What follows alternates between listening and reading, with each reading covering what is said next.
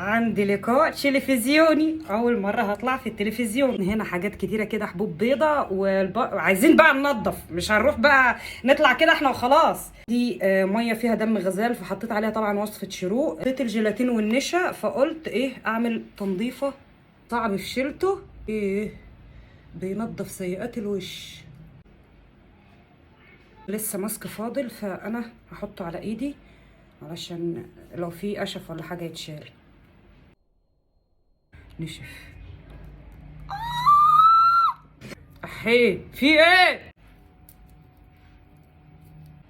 انتوا متخيلين ايدين بيشيلوه؟ ايدين النظافه.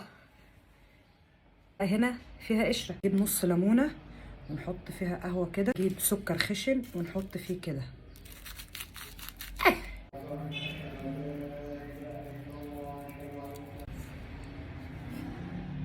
ولا كأن شيء لم يكن.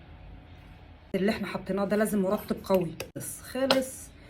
شكل كده مش هقدر اجهز معاكم، يعني ممكن البس واحط لكم واوريكم الاوتفيت كده اكون جاهزه ان انا احط الميك اب. انا اتاخرت جدا، بس ده الاوتفيت اللي انا هقضيه.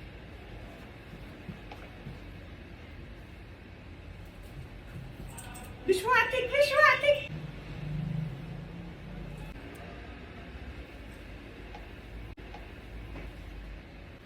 بنت الصعيد النهارده هتشرفكم على التلفزيون.